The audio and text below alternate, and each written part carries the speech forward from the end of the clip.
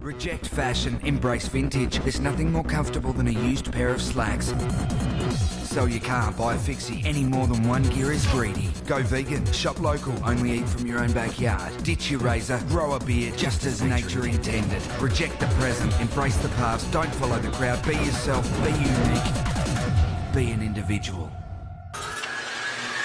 Join me as I search for answers to such burning questions as, when did craft markets become cool? What are hipsters writing about on those typewriters? My name is Samuel Johnson, and I want to find out.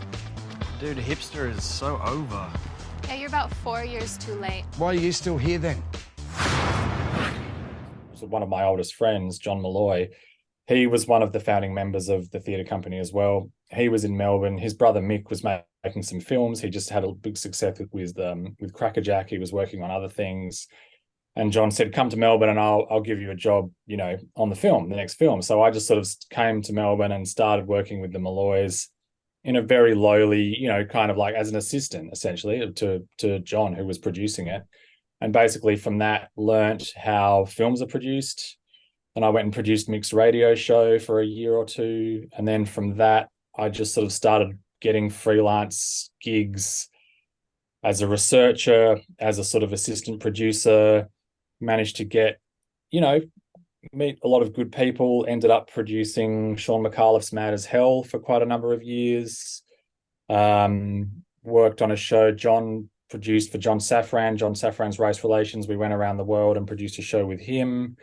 And it was sort of after doing that I kind of thought I'd like to have a crack at, you know, getting something of my own up. And that was sort of when I started, that was probably that's 10 years ago now, I guess. I started thinking about hipsters and, you know, because it was something that was always interesting to me. Never heard of locavore. What is it? Locavore. I don't even know if that's how you say it.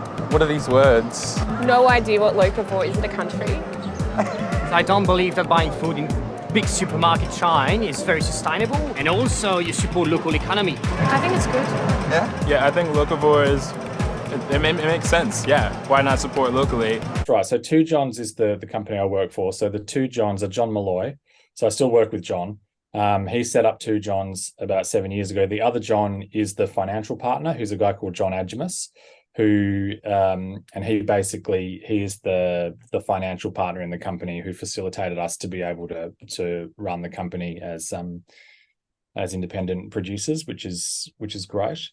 So Two Johns, yeah, I've been with that company now for about 7 years. And it's really just me and John. You know, we work with one other person, Tracy Tilliard, who's a production accountant and kind of runs the financial aspects of the company. John and I are producers. We have a small slate of projects that we develop. So since the company's inception, which was in 2017, we made the Gloaming for Stan, which was written by Vicky Madden. That was an 8-part sort of premium drama in the crime supernatural genre. I made a short form series called The Tailings during the pandemic, which was with SBS. We did a series called Barons, which was set in the 1970s world of surf culture. That was with Fremantle and for the ABC. That was in 2021. And then we've just released Stan's Christmas film for 2023, which we made this year, called Jones Family Christmas, which is written by Tegan Higginbotham. So we're a very small company with a very sort of tight, curated slate of projects, but we try and keep the momentum up, you know, and produce, you know, we try and get one project out every year or 18 months if we can. So that also crosses into writing for you as well, doesn't it, Richard? Yeah, it does. I mean, I've always had a great interest in writing, and I've always been, you know, sort of considered myself to be a writer in that I enjoy writing and I write. So Hipsters actually came about because I'd written in about 2008, I wrote a bad screenplay about a guy who gets dumped by his girlfriend and he's convinced that it's because he doesn't have enough street cred. And he sort of embarks on this misguided quest to kind of hipsterify himself. Because I was sort of living in Fitzroy in Melbourne at that time. And, you know, I was sort of in that whole circle of, you know, it was sort of like at the peak hipster moment, I suppose. So I wrote this kind of humorous screenplay about it, and it went nowhere, of course. But I thought I still thought there was something in the idea. I really liked that world. So I thought, and just sort of from my own observations about, hipster culture, such as it is, I thought there's something in here. I thought it's, as someone who's always had an interest in kind of street-based subcultures, I guess, I started thinking about how, when in the past we used to, there was mods, there was punks, there was hippies, there were all these things that were a discrete kind of style or aesthetic that were often based around a particular style of music.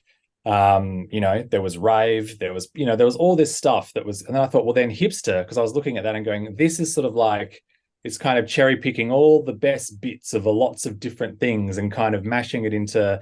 And I thought, well, why is that happening? That's obviously happening because now, what the difference is, we have the internet now and people have a lot more, access to information, So I thought this is obviously, the access to information is informing how these street cultures evolve. And so I thought maybe there's a documentary in this. Maybe we can start kind of teasing out some of those ideas. And so looking back at it now, because I think it'll be 10 years next year since we made it, I kind of think, it's interesting because the whole idea of the hipster, doesn't exist anymore. It's one of those things that it's morphed on and something else, but it was a really distinct moment in time.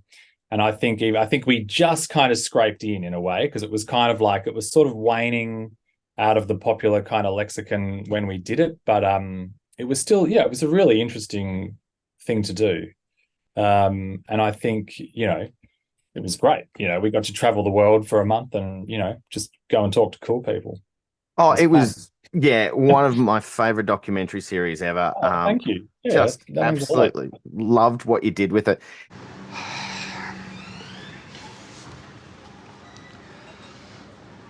Artisanal, locally sourced, foraged. I just wanted a sandwich, not something that's been hand-carved on a mountaintop or found in the undergrowth. Why has ordering lunch become so complicated? And what's with all the light bulbs? It always comes back to me when I'm thinking about doing sort of any project. I think how you captured it was so great. And this is what I like about brilliant writing, is you can start off with having an opinion about something. Yeah. But then you start delving more into it and you start understanding it, and more depth comes out of it. You're not just shooting something down straight away. You're taking the piss, as we do as Aussies, but then you come back in and you go, well, what is this really about? And you look at, hey, how about this side? How about this side? And, there's not a lot of these days information that works like that. I know it's not information, but you know what I'm saying. Like it's. I know what you mean. Yeah. It's just taking a well-rounded look at things, and that style I think is great. Yeah, well, it was important, I guess.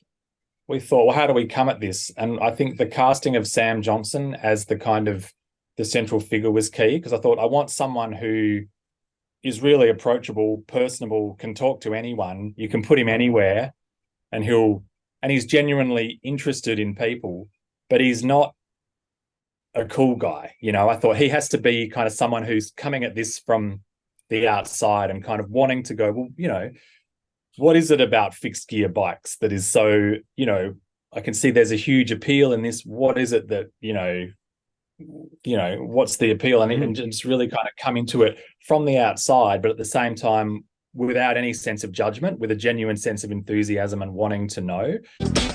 So, the Fixie is a brilliant example of how something from the underground scene, something from the lower portion of the Coolberg, has been adopted, first by the hipsters, then by the mainstream. The Fixie has become a badge of cool that can be bought or sold.